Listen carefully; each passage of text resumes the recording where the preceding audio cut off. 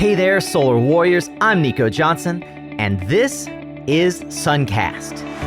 Each week, I pull back the veil on the life and business insights of clean tech entrepreneurs building the most noble and impactful companies of our time. I hope what you learn from this conversation is a catalyst for your own growth. So thanks for tuning in, and welcome to our tribe.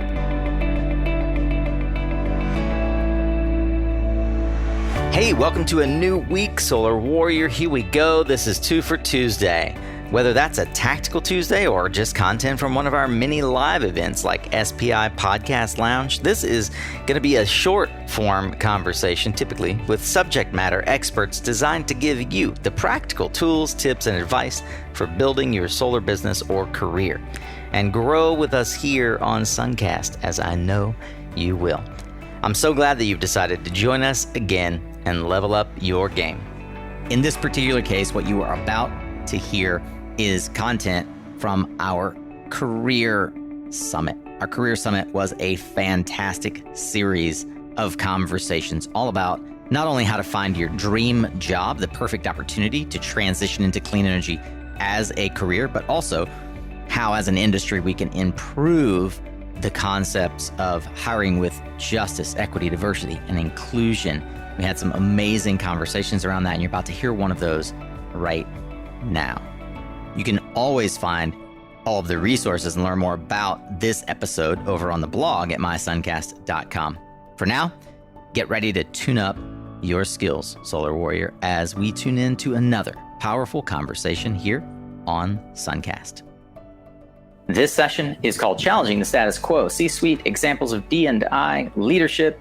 My name is Nico Johnson, and I'm so glad to have you here for another conversation. This one, a sensitive look into how leaders in the industry are thinking about what's happening inside of their own organizations as founders. What are the conversations they're having with themselves, with their staff? How are they striving to be leaders in the industry, but also leaders among their own team? Today, I'm going to be joined by two gentlemen that I have a tremendous amount of respect for. I'm going to introduce them in just one moment. And I wanted to say thank you, first and foremost, to LightSource BP for being our title sponsor and helping bring this conference, this summit to life, supporting us so that you all can join here and enjoy this content.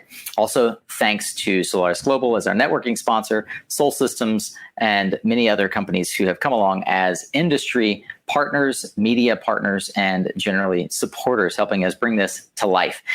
We at Suncast Media we are the guiding voice in solar industry, as it were. We're trying to create a platform and a discussion around diversity, equity, and inclusion, how it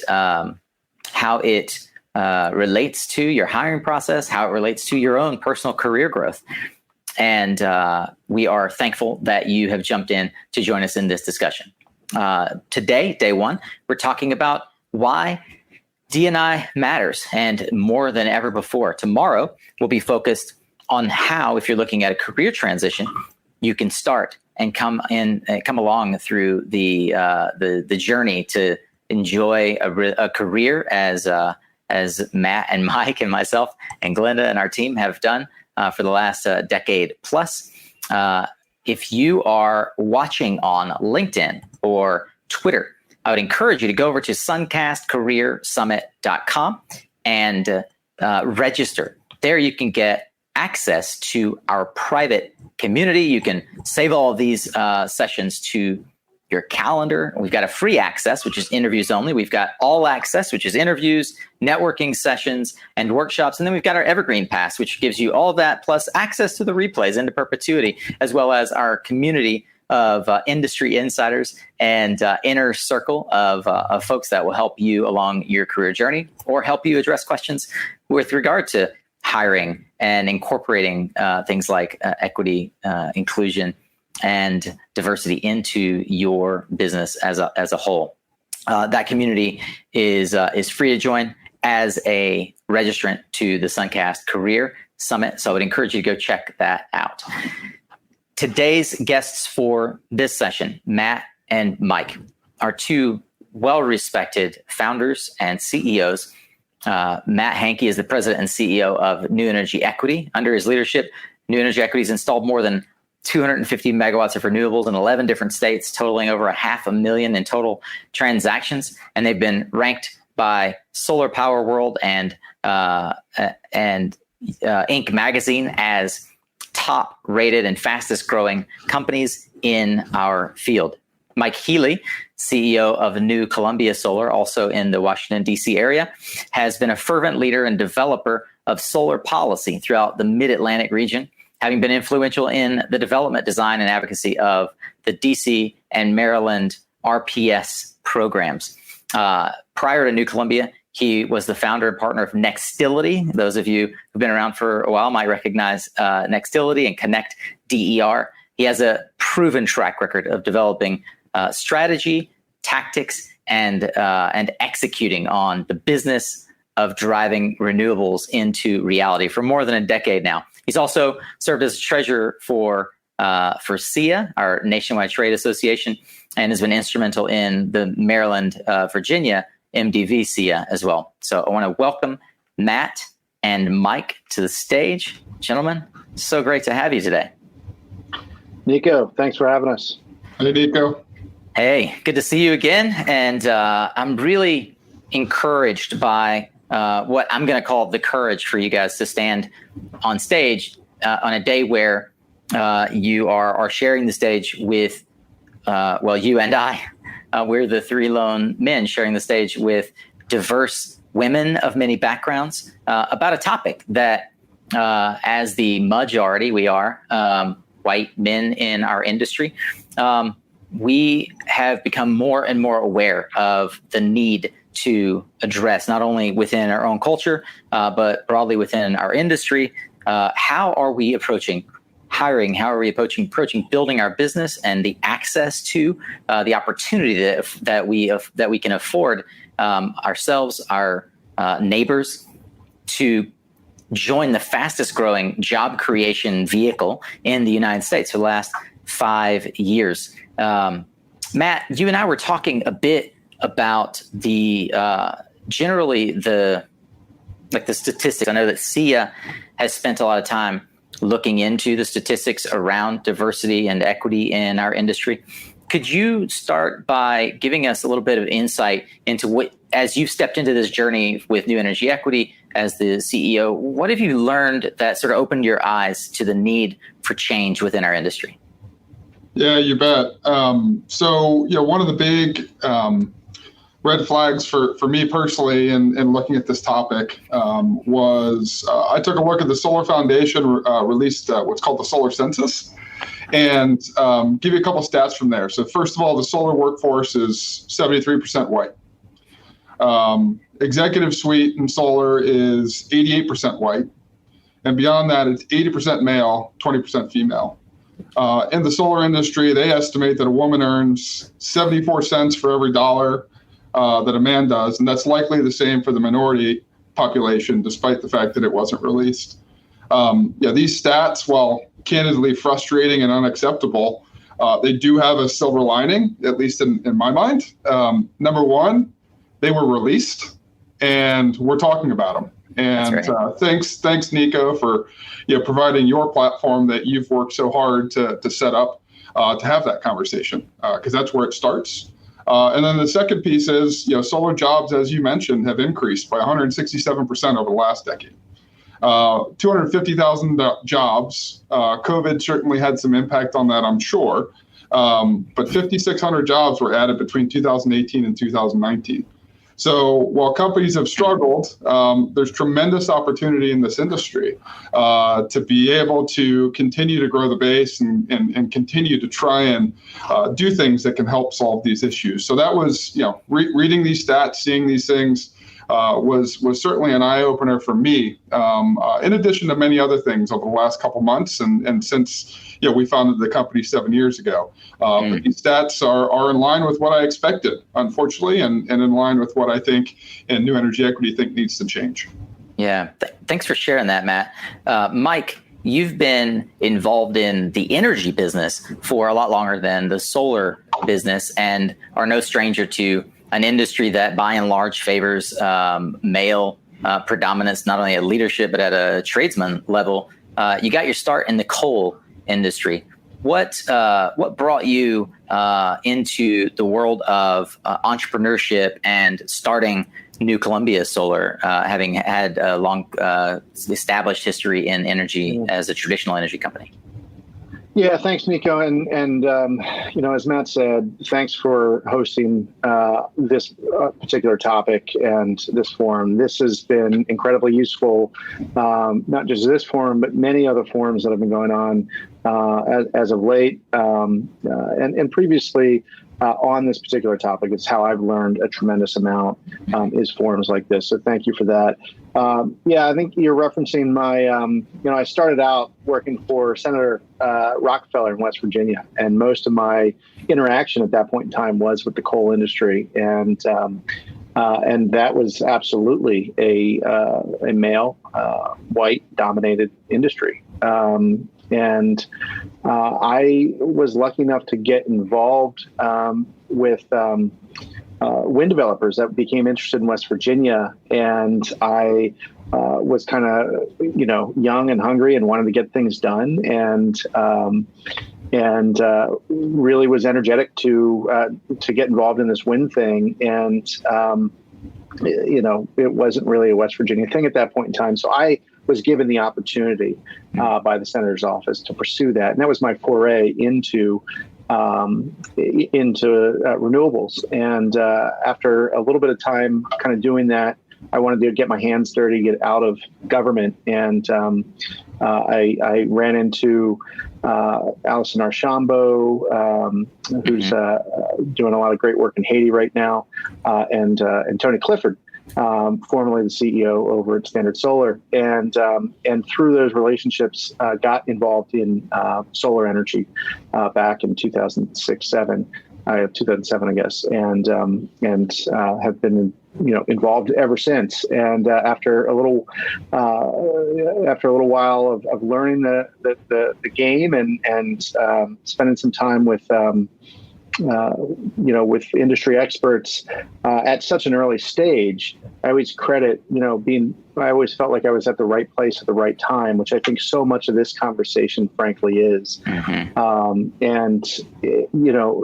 I was at the right place at the right time to learn from folks like Tony, who Standard Solar, it was 5 people at the time. Jigger Shaw, who had just exited from SunEdison and frankly was looking for somebody to mentor. And, I was probably one of 10 people that, had, at that point in time, one of many who he was talking to, and just got an opportunity early on to interact with these folks and learn and really listen to their experiences. And from there, started a company called Skyline Innovations, which became Nextility. So, yeah, thank you for sharing that. I find it fascinating, and it is part of the narrative that we'll unpack a bit today, hopefully more than a bit. But I find it fascinating how the story that many of the folks I talk to is, I met a guy like Tony Clifford. He took me in and mentored me. Jigger and others gave me advice. And ultimately, it paints back to, at some point, having access to these people, right? I'll note, which I hadn't quite realized. I don't think I connected the dots yet, that both of you got your start at Standard Solar. Tony and his organization have spawned a dozen or more companies and more than probably 100 industry executives. So it's not all that surprising. I do want to say in the outset here, before we get too deep in the topic, for those who might still be watching, thank you, and thinking from a skeptical angle, like, here's 2 white men, what am I going to learn from this? I don't want to position this conversation today as though Matt and Mike have got anything figured out. What I want to position is a conversation around exactly how they don't have it figured out, but they're still digging their heels in as the CEO and taking the responsibility to be the first person to raise their hand and say, we've got a problem. Matt, and our what sparked the idea for us to even have this session was a conversation I had with you where you very courageously posted a letter about how you personally have been impacted and feel about the things happening in one of the states where you have an incredible amount of development, a lot of partners. Can you unpack for me and for the rest of us the story of when you started to get a sense that things weren't quite right internally? There was a problem that you needed to think about and address. Yeah, you bet. So first of all, let me start off with whether it's a proclamation, a confession, whatever it may be. And I know through conversations with Mike Healy, who I know well, he shares the same thought. But preface the conversation with the acknowledgement that I don't have answers on these topics. And actually, in no way am I even qualified to discuss the best approach of these issues. I grew up with privileges personally that have shielded me from almost every single reality that those of different backgrounds, color, and sex face daily. And through the conversations with Nico, as I was struggling with how to address this as a company, I struggled with whether I was the right person to talk about something today. And through encouragement of Nico, as well as some of our employees, I realized that my previous silence on the topic and unwillingness to stand up were actually the issue. The fact that I was unwilling to put myself in an uncomfortable position is part of the issue. And as an individual who's been extremely blessed with an opportunity to lead an organization making such a positive change, we push out clean energy to the masses. We're doing our best to focus and improve on this situation, but I encourage everybody to stay hopeful and remain committed as we are to changing this situation and always open to advice as to how we can do this better. And so, New Energy Equity has really been focused on this issue since we started the company 7 years ago.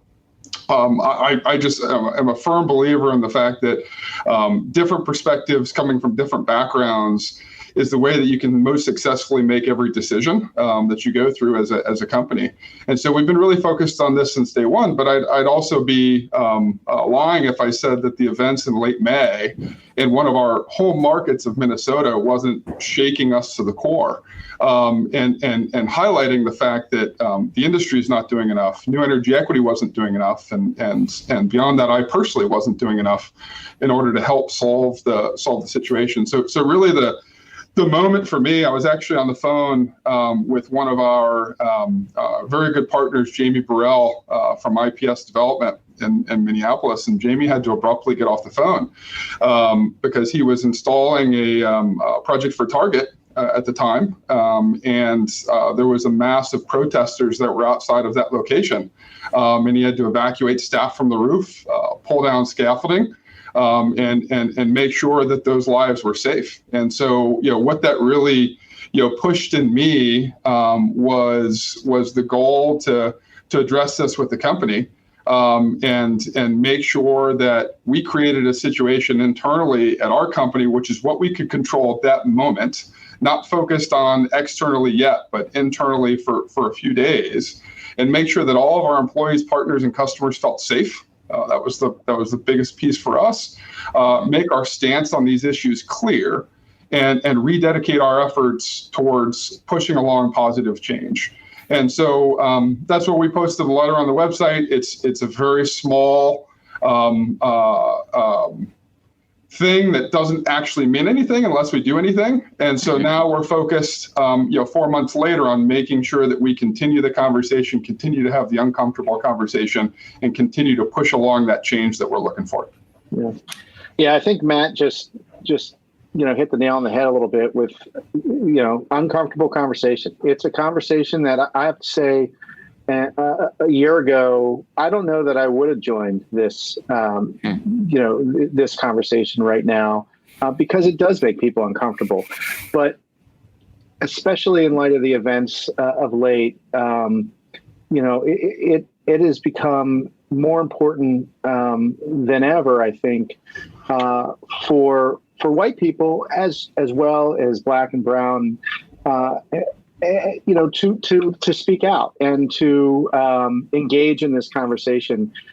So much of, I think for so long, I, as a white person, kind of said, hey, I don't look at race. It's not something that it's not part of my decision-making process. Yeah.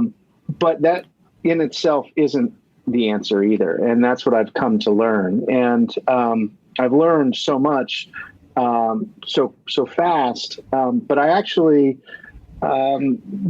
came to a realization of through some, New Columbia Solar was having some issues earlier this year, prior to everything going on right now. And what happened was, New Columbia Solar is based in the District of Columbia. We are, I always say we're change makers, right? We have the power to transform the way that our nation's capital is being powered. And that's a big thing in and of itself. But we need to be change makers in more than just clean energy, right? We need to be change makers in the stats that Matt was mentioning at the beginning of the podcast. And at the end of last year, at the end of 2019, one of New Columbia Solar's employees passed away, and through gun violence. Was a young man, 27 years old, and he started out as kind of a laborer out of a workforce development program that we work with the city, and was working his way up. And I had gone down. He testified with me at city council a few times, and then before we know it, he's gone. And just 2 months later, another young man had passed away as well, and he was 33 years old. And then 3 months after that, so a span of basically 5 months, another young man in his early 40s passed away, and I started to look at this and go, what is going on? And it was really something that, was impacting me, personally. I know it was impacting my team. I reached out and, with the help of my executive team, brought in people to talk and have a conversation, grief counseling, as a group and individually. And what I came to realize is that, my reality, like Matt had mentioned, I grew up in a world where it's not usual for someone in their 30s or 40s or even 50s to pass away. But what I came to understand through working with the grief counselors was that my reality, my world isn't necessarily the same as everybody else's, and you really have to understand people's backgrounds, and that, and I'm not saying it's right, because it's not, but that the reality that those young men lived in, they were all young African American men, was different than my reality.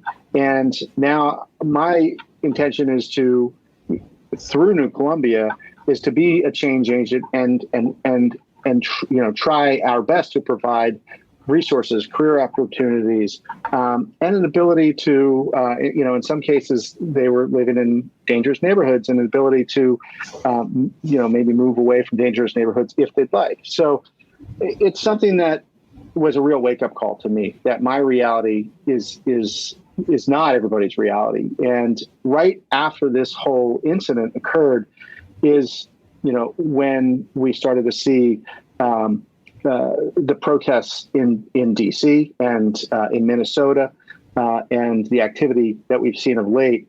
And that was really heavy charge, because we are right here in the middle of D.C. I was letting people on my team basically take off after 3:30, 4 o'clock, so they could go and do what they wanted to do, do what they felt they needed to do. And if some people couldn't work during that time, we let them have that time to do what they needed to do.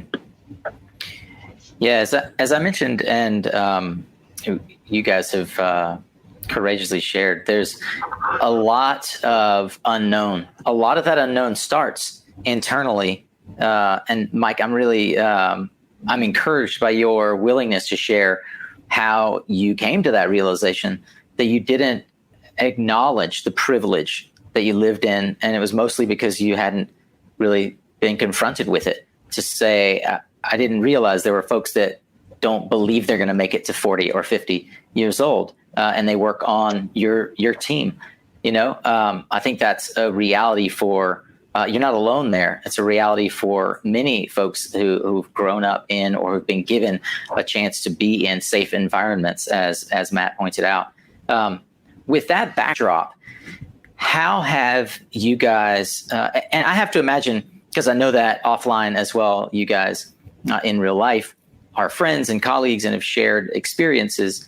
How are you all seeking to get started? That's a conversation that we started this morning, and a lot of folks are asking, where do I start? How have you begun that journey internally? Yeah. Listen, Nico, I will say, and I want to preface like Matt did, I am in no means qualified to speak on the subject. I've done things that have worked for me, and I'm continuing to try to learn what's best so that I can be a better leader for my team and be a better part of the community. And what I started with was real deep reflection. And to recognize my situation, and really start to understand whether I liked it or not. I have been a part of our culture, and which has socialized, the benefits, that I've received are ingrained in our culture. And I had to recognize that first, going back to that conversation that I met, the access that I had to solar executives at such an early stage, yep. Is part of that benefit, and recognizing that.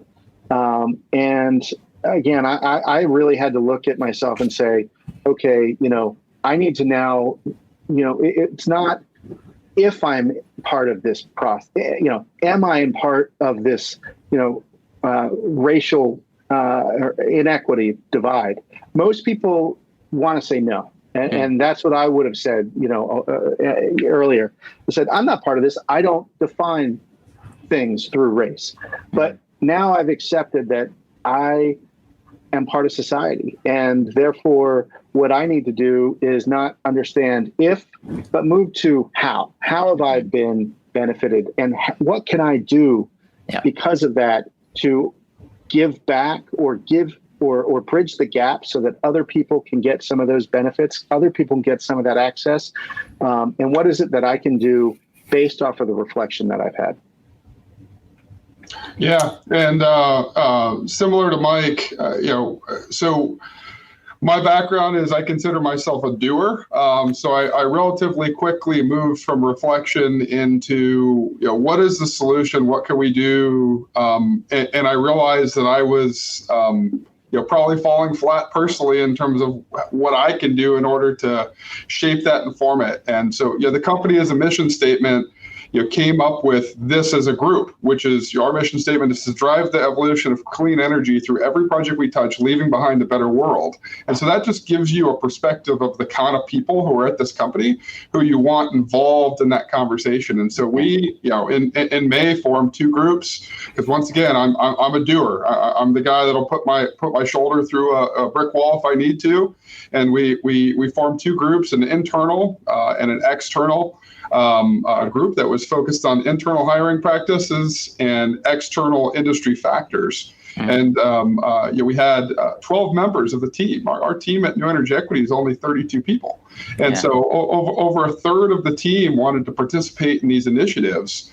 And we wanted their involvement as well. And so the internal hiring practices group for us, we wanted to increase the amount of diverse candidates that we interviewed for positions within the company. We wanted to maintain our goal that we would hire the best candidate into each position, but we noted a specific issue even though we're in the Baltimore, Washington, D.C. area, we're in a hugely diverse populated area, and it's still challenging to find diverse sets of candidates for positions. And so, we needed to note some specific things,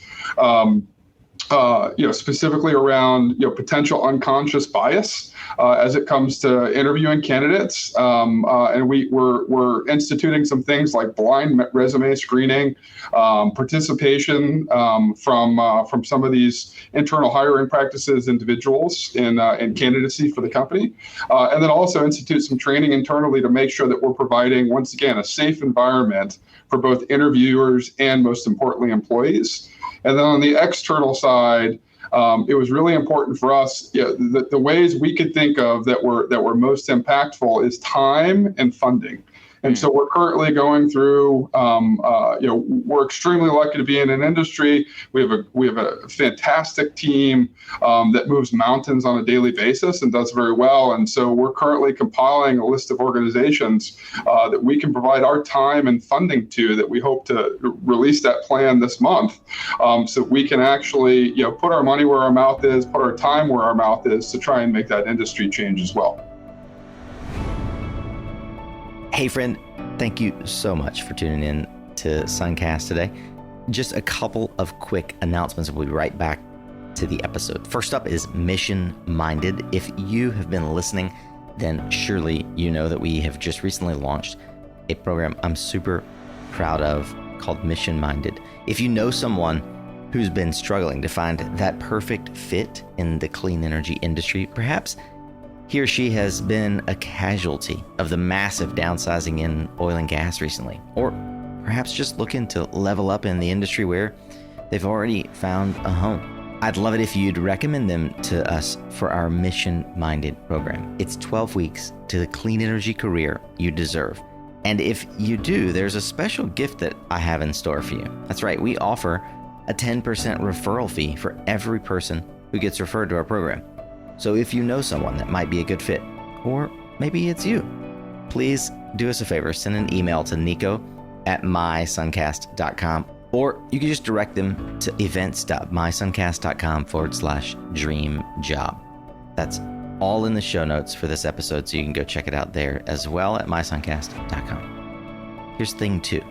If you've been longing for a community outside of LinkedIn where you could plug in, network, learn, and grow, find people who are similarly passionate about different elements of clean energy as you, well, we're about to relaunch our Suncast Guild in our own private community, app and all. So if you'd like to get the deets on that, make sure you're signed up for our newsletter, which is where we always share the goods and inside information first to our tribe of Suncast insiders. I'll be sending out an email to subscribers about the Guild relaunch in the next week or 2, so be sure that you're subscribed. Or go check out the Become a Member area at mysuncast.com, where we have some details and you can get on the waiting list. Either way, I love that you're already a part of our tribe here as a listener. Thanks for that. Now back to the show.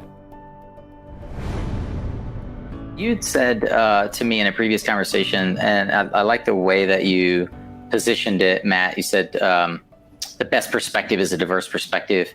It seems to me emblematic as you, as a leader, have supported that rather large percentage of the organization to take the time out necessary to think through the policies, to actually implement the policies, to put them in place. I feel like there's a lot of listening and understanding, as a commenter mentioned in the last session, but not a lot of implementation of policies without realizing that it might not work and we might need to pivot or modify things. Did you, and Mike, you as well, reach out for external resources for the kinds of diversity and inclusion and equity training that might be available? And what was your experience there, and how have you incorporated that? Yeah, to be candid, that's probably been one of our biggest challenges, is that type of training, that type of resource since May has been in huge demand, and it's been challenging to get that resource internally. And it's sad to say that it's only been in demand at this level since May, but obviously there were some events that led to that happening. And so that has been one of the challenges. Once again, admitting the fact that I don't have the answers, I'm only doing the best that I can. It'd be great to have some outside perspectives, and we're willing to do that. So, shout out to anybody who's listening who has that perspective and has that training that can help us.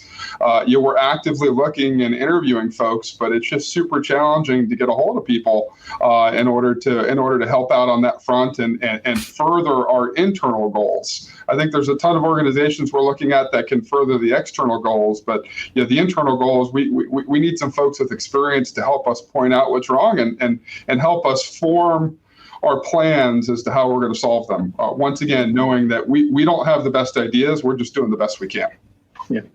Yeah, we're slightly different in this respect, Nico, in that New Columbia again is based smack dab in the middle of DC, and I live here.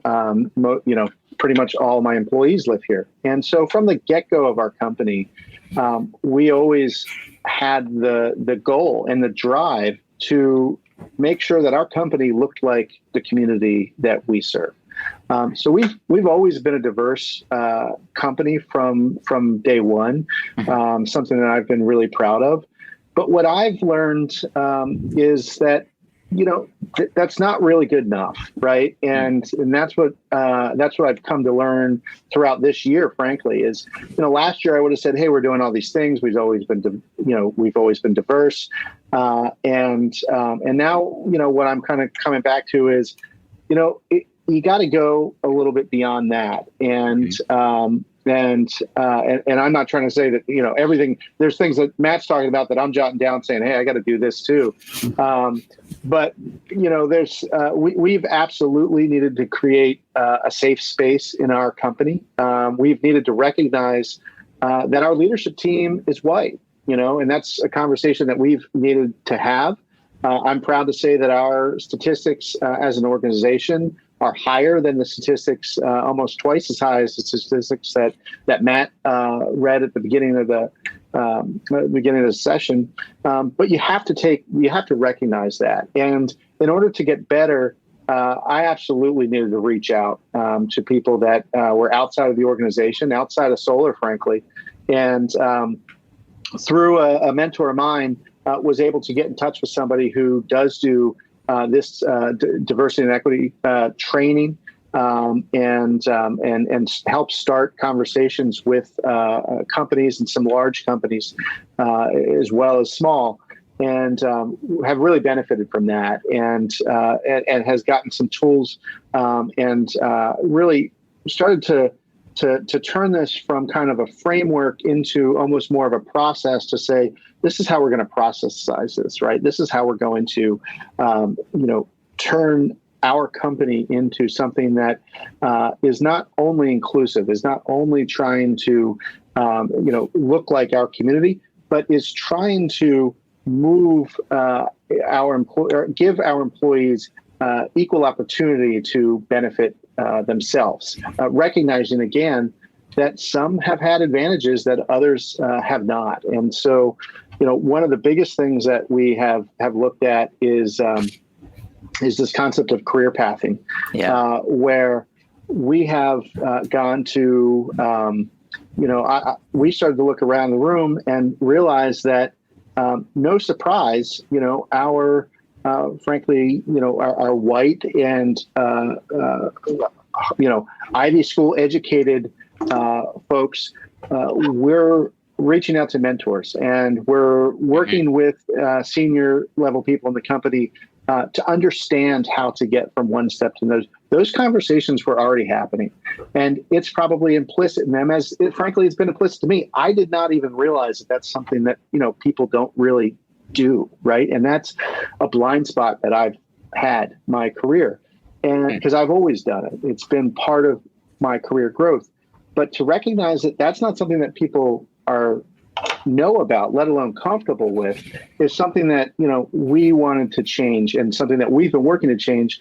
And so we've reached across. It doesn't matter what position you're in. It doesn't matter if you're, our senior finance lead, or you're, on the rooftop, hauling glass, as we say, right? We want to give everybody an opportunity to understand where they, to think about where they want to go and understand how to get there. And I will say one of the proudest things that I have been involved with, or one of the proudest things that about New Columbia Solar, is to work with some of those folks now that we've seen and really help them get to and see them. It's their work, it's not mine, but see the good work to show them, hey, this is the direction that you say you want to go, and this is how you get there. And then they go and do it. And we've now seen some project managers develop, some engineering resources develop, and it's been incredible to watch. And it's good for the company, frankly, as well.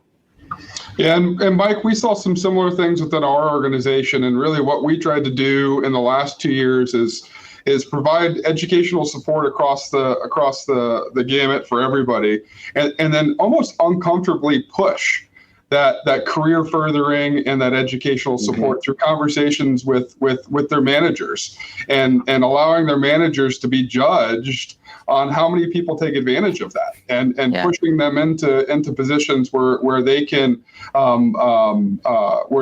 really grow as an individual, and further their career significantly. It's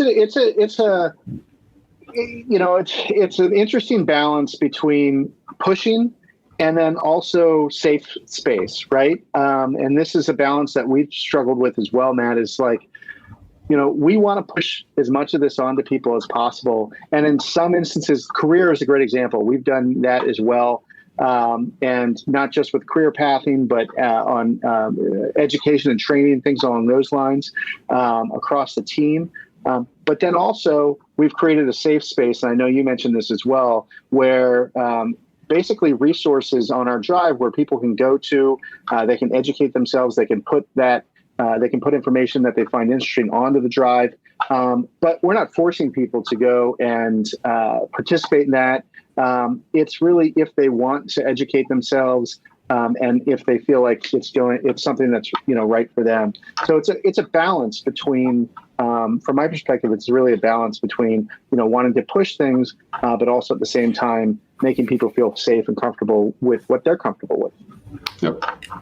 I love the focus internally on training. Someone mentioned earlier, large organizations like Schneider have mandatory trainings. Richard Branson, one of my favorite quotes, he says, train people well enough they can leave, but treat them well enough they don't want to. And I think that what we find sometimes in leadership is a bit of fear that if you train people well enough they can leave, they will, because our industry tends to be one where people are trying to find people with the kinds of skills and experience that have that 5 years of experience, which is hard to get from outside of the industry. So I have a kind of a two-pronged question. You had mentioned an external focus on industry factors, Matt, and I know that you guys have had a lot of success bringing folks in from outside of the industry. I'd like to understand from your organization's perspective how you've been able to accomplish finding qualified candidates from outside of the industry that meet as well a diverse and equitable, inclusive lens. And then I'd like to hear you guys' thoughts on how do we increase the level of mentorship, and especially with regard to, we've got thousands and thousands, 750,000, as Paula Glover just said, Black female STEM professionals, right? The notion that there aren't enough folks that qualify that aren't sort of white and higher education qualified is anathema. So how have you guys been able to adapt hiring strategies to look outside of our industry instead of that requiring someone to have 5 years of solar experience? And then how do you think about mentorship as a component to helping folks maybe even come out of the field into the office? What does that look like?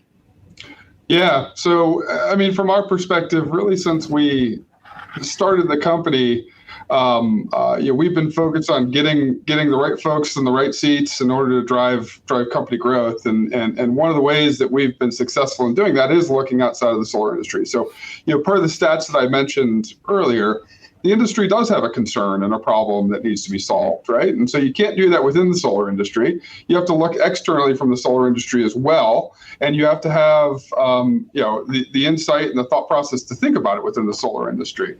And so we've been really successful with going outside the solar industry. We've hired folks from oil and gas. We've hired folks from other renewable energy technologies, telecom, real estate, financial services, other engineering and construction verticals. And it's really paid off multiple fold for the company. Number one, these folks are super talented and great at what they do. It's a more diverse set of candidates that we can see for the position.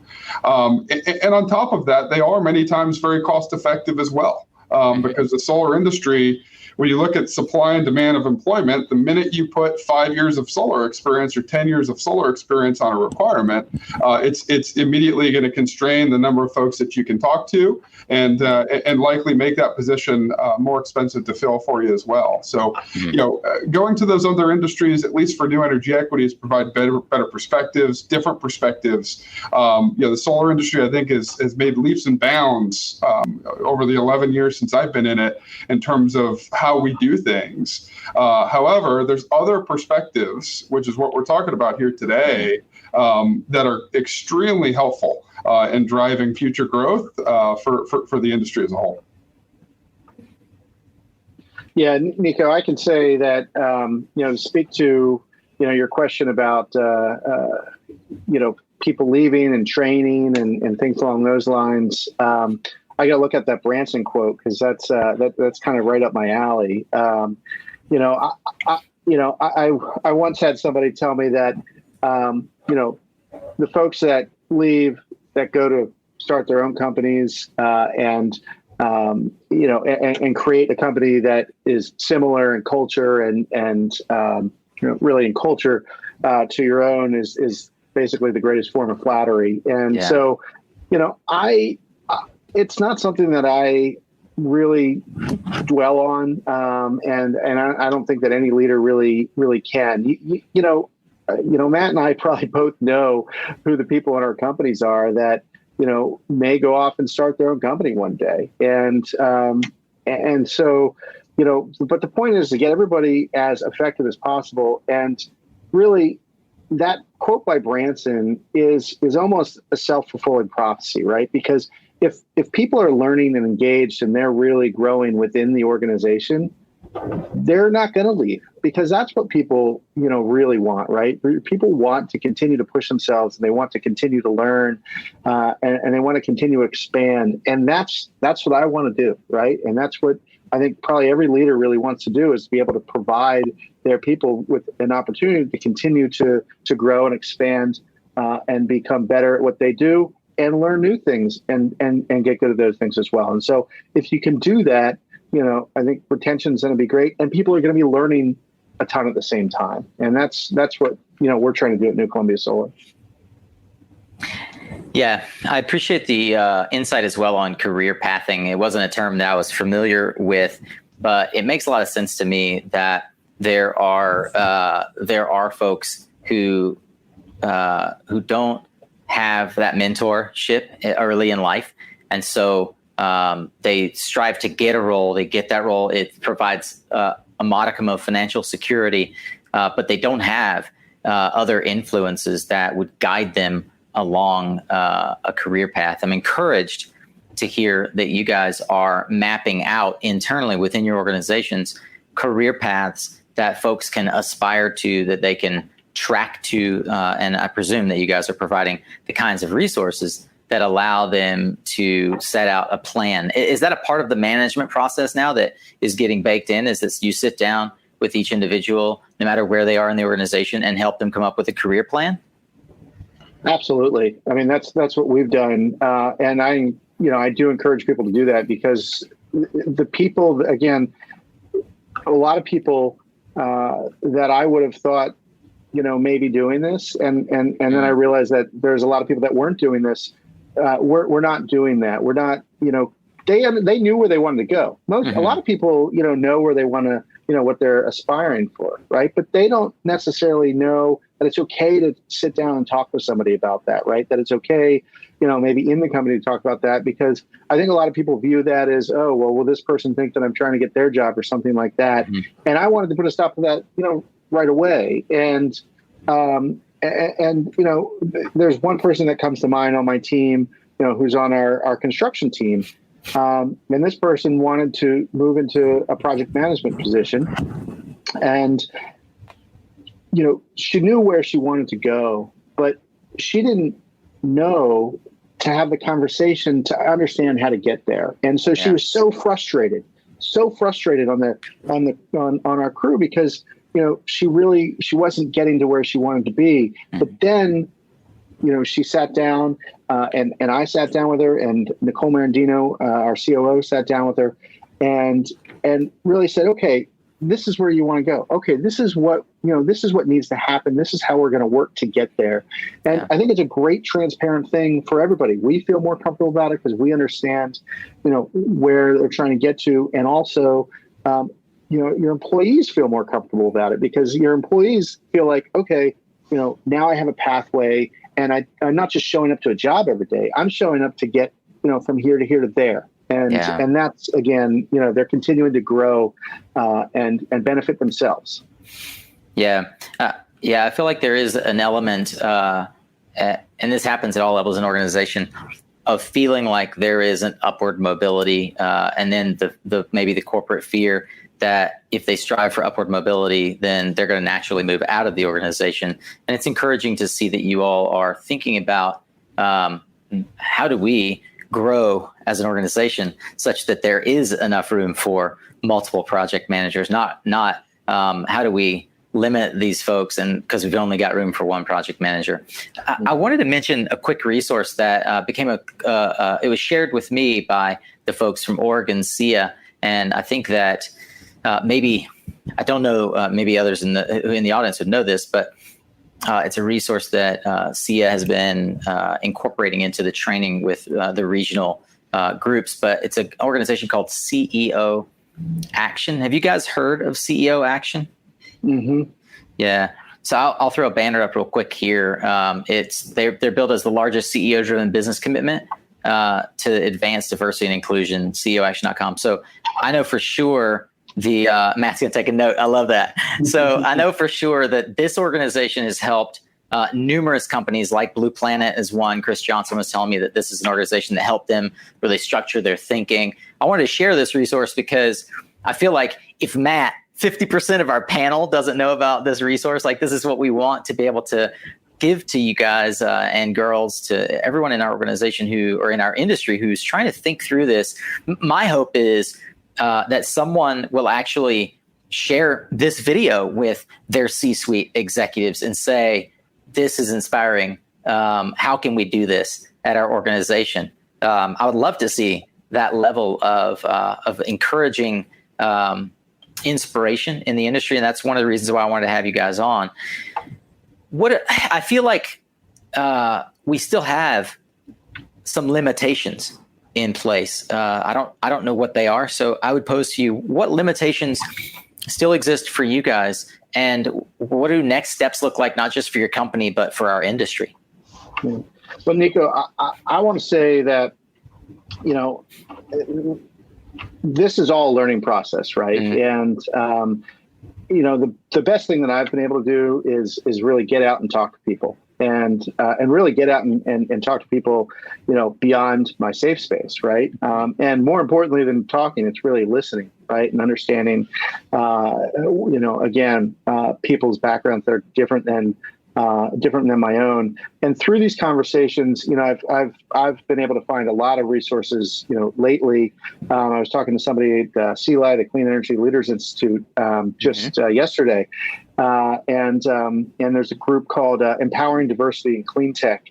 I don't know much about the group, but what I was optimistic to see that was a group within clean tech that is being formed, and people at CLI, have recognized it. And also at the same time, I've gone through a slew of resources. There's a great documentary on Amazon Prime called Bias that really looks at implicit biases. And we actually had our team, or some members of our team, we haven't done it across the full team yet, but take the Harvard implicit bias test, I think it's called, and or the implicit association test. Oops. And I don't know if I lost you guys there for a second, but yeah. So those are the types of things that has been really fascinating, to me, is just trying to learn more and more about the topic. And again, recognizing that we really don't have the answers, but the best thing that we can do is continue to try to learn and put into action the things that, we as a leadership team, and also, the things that our employees and our team members across New Columbia Solar feel are best for the company and enable us to continue to be, on our mission of being change makers. Well, and further to what Mike said, I don't know that there's been a tremendous amount of positives that have come out of the situations and our reality that we've been in for the last few months and then years before that. But, the one positive that I do see is the conversation is happening. And I've taken a tremendous amount of insight and feedback from conversations that I've had as well, private conversations that I had, after everything had happened and as we were trying to make sure that our employees felt safe and secure, given some of the racial unrest as well as COVID and everything else that was happening at one time. I took the opportunity, maybe one of my last opportunities, to call every single employee and get their perspective on what was going on, what we can do to change and what we can do to help. And those perspectives were extremely helpful. And then just the conversations on a broader level as well. So I participate in a great organization, Young Presidents Organization, YPO of Washington and Baltimore. And they've had seminars that you can listen into. They've brought national, international perspectives to things. And it's just a matter of, like I said earlier, grabbing as much information you can while also knowing that you're far from perfect and far from going to make the right decision every single time, and doing the best you can in order to further this mission that's important to us all. Yeah, I also think it's important, Nico, to recognize that, I think, Matt, I think that the stat was, about 88% of, the leadership teams are white, right? And one thing that, conversation that we've started with the city is employment, and we can control obviously who we hire, and I think employment is a great thing. But also, let's do mentorships for minorities that want to start their own businesses, right? Yes. And give them, those advantages. Again, for me, especially when I, started New Columbia, and really even the first time around, with Skyline, like, I didn't think twice about it. It was like, it's just something that I went and did. And that might have not always been the smartest thing in the world, but, the stage of life I was in, I just didn't think about it. And then when New Columbia came along, I didn't think about it either, but it was kind of ingrained in my nature and ingrained in a lot of, again, the mentors that I had around me at that point in time. And I want others to have that as well. And, there's, communities, from what I've seen, and I think one of the greatest experiences coming out of New Columbia is, communities really respond to the people that are in their community, and the people that are part of their community, and solar is so much of that, right? Solar at the end of the day is so much of a ground game, working closely with people in the communities. And that's something that I think that we need to really focus on is, yes, we need to do trainings for employees, and yes, we want to, we need to become more diverse, with the employees themselves, but also we need to give people the opportunity and the mentorship and to start and feel comfortable to start their own businesses and the know-how. And that's something that I hope to be participating in the future. But it really starts, and I mean, it's why Mike and I are here, and it's why we're passionate about this topic. It really starts with being willing to have the conversation, and being willing to make the change. And I'm here to say we've done a pretty good job at the executive level and board level of having diverse folks at that level, but we still need to do better. And New Energy Equity is committed to do better on all levels. And we'll do everything within our resources in order to make sure that happens. I'm really encouraged, inspired by the conversation among the three of us, between the two of you, as a representation of what I know to be the underlying conversation that is happening in so many corporate offices across the United States, across the world right now, as we all struggle to put right centuries, not just decades, centuries of injustice, and to address the inequity that exists, to give opportunity where we were given opportunity. One of the things I want to highlight that I just heard from Mike and Matt is, if you are a minority in this industry and you want someone to mentor you, you've got at least two advocates right here on the screen. I'll throw my hat in the ring. I coach dozens of entrepreneurs and industry founders as a part of my day-to-day work. It is a privilege and a joy, and there aren't enough. I don't see, at least in my world, as many as I would like, minorities, people of color, women who ask for help, who want to be mentored. I can tell you that Matt's experience, Mike's experience, is not a unique one, by having Tony Clifford, who also has mentored Abby Hopper, and many others, Jigger Shaw, who's mentored countless others in the industry, Danny Kennedy mentoring Emily Kirsch. The list goes on and on. I encourage you that if that is your desire, plug into our community, plug into the Suncast tribe. These two gentlemen are a part of it. Plug in to really pick up the phone.